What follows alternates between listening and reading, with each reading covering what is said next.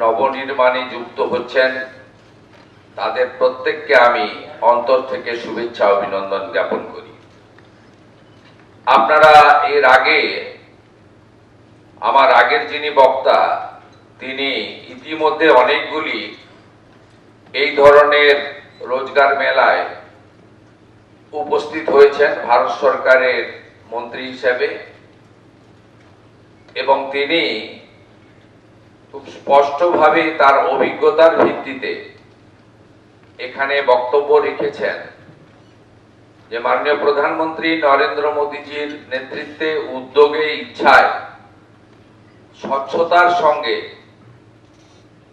যেভাবে মেধাযুক্ত ভবিষ্যৎ প্রজন্মের আমাদের যুবক যুবতী ভাই বোনেদের কর্মসংস্থানের সুযোগ তারা পাচ্ছেন, তার ফলে আমাদের ভারত সরকারের মাননীয় প্রধানমন্ত্রীর নেতৃত্বে যে স্বপ্ন, যে দিশা, যে নিষ্ঠা এবং যে দায়িত্ববোধ ইতিমধ্যে তা সব জায়গায় সমাদৃত হচ্ছে এবং প্রশংসিত হচ্ছে। আমি ভারত সরকারের কাছ থেকে আমন্ত্রণ পেয়েছিলাম রাজ্যের মুখ্যমন্ত্রী হিসেবে এই অনুষ্ঠানে অন্যতম অতিথি হিসেবে উপস্থিত থাকার। আমি সেই আমন্ত্রণ গ্রহণ করে এখানে আপনাদের কাছে দু চারটি কথা নিবেদন করতে চাই। বর্তমান সরকারের সময়কালে আগামী দিনে সরকারি স্তরে বা সরকার পোষিত বিভিন্ন সংস্থায় নিয়োগের ক্ষেত্রে আমরা কি চিন্তা ভাবনা করছি। ইতিমধ্যে আপনারা জানেন আমাদের খুব বদনাম হয়ে গেছে পশ্চিমবঙ্গের। Teacher recruitment scam, municipal recruitment scam, high court supreme কোর্টের হস্তক্ষেপ, 26,000 শিক্ষক শিক্ষিকা শিক্ষাকর্মীর চাকরি বাতিল, সব মিলিয়ে বিগত দিনে পশ্চিমবঙ্গে রিক্রুটমেন্ট সংক্রান্ত বিষয়ে আমাদের যে অভিজ্ঞতা হয়েছে তার ফলে শিক্ষা, সংস্কৃতি, আধ্যাত্মিক চেতনার, আমি মনে করি ভারতবর্ষের অন্যতম রাজধানী কলকাতা তথা পশ্চিমবঙ্গের অনেকটা ক্ষতি হয়ে গেছে। আমি আপনাদের একটা জিনিস স্মরণ করাতে চাই, পরীক্ষা কেন্দ্রগুলিও এমনভাবে কলুষিত হয়েছে যার ফলে eastern rail, south eastern rail বা আমাদের নর্থ ফ্রন্টিয়ার রেলওয়ে, তারা তাদের এক্সামগুলো পশ্চিমবঙ্গে করাচ্ছিলেন না। পশ্চিমবঙ্গের যুবক যুবতীরা সুযোগ পাচ্ছিলেন, সেন্টারগুলো হচ্ছিল উড়িষ্যা, আসাম, বিহারে। এই জায়গা থেকে আমাদের এই প্রিয় বঙ্গভূমি পশ্চিমবঙ্গকে বের করে আনতে হবে।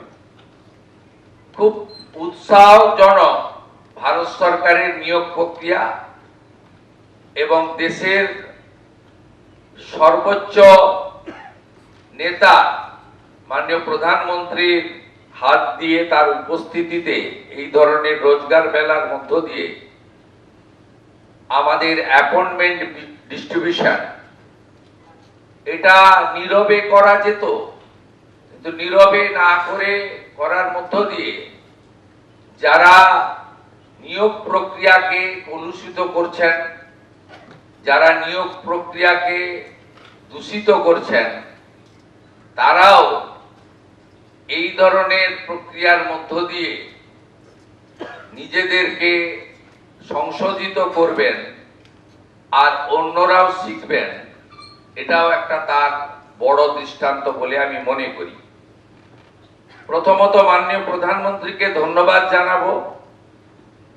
দেশের শিক্ষিত, মেধা সম্পন্ন, ওয়েল এডুকেটেড ইয়াং জেনারেশনকে তিনি ভারতবর্ষের নবনির্মাণ অর্থাৎ 2047 আমাদের দেশ যে বিকশিত ভারত হবে তার লক্ষ্যে এই নির্মাণে যুক্তকরণ করছেন।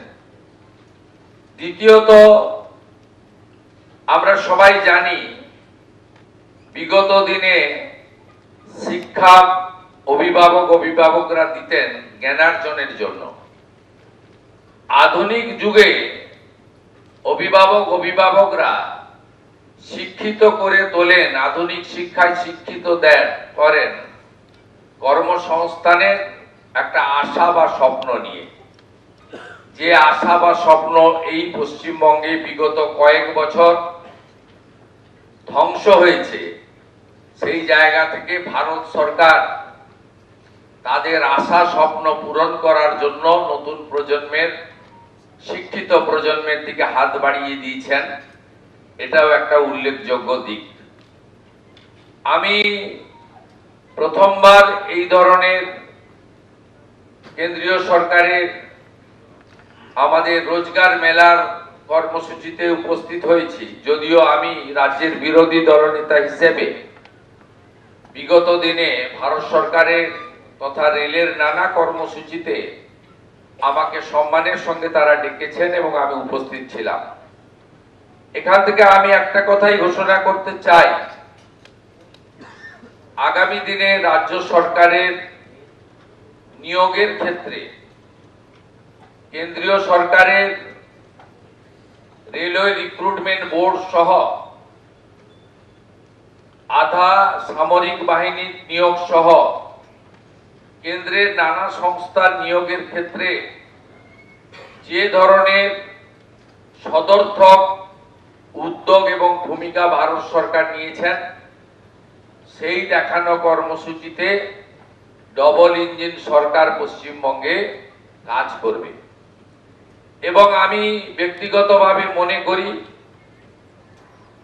যে ওএমআর ভিত্তিতে যে লিখিত পরীক্ষা হয় তার কার্বন কপি প্রত্যেকটি পরীক্ষায় বসা যুবক যুবতীকে দেওয়া উচিত। আমি দায়িত্ব নেওয়ার পরে আধিকারিকদের জিজ্ঞেস করেছিলাম পশ্চিমবঙ্গে কিভাবে রিক্রুটমেন্টের পরীক্ষা হয়। তারা আমাকে বলল ওএমআর পদ্ধতিতে হয়, কিন্তু কার্বন কপিটা খাতার সঙ্গেই থেকে যায়, কেউ নিয়ে যায় না, থাকে carbon copy. It's a very bad practice. Mala fide intention, nepotism, corruption, এই যে ওয়ার্ডগুলো আছে এগুলোকে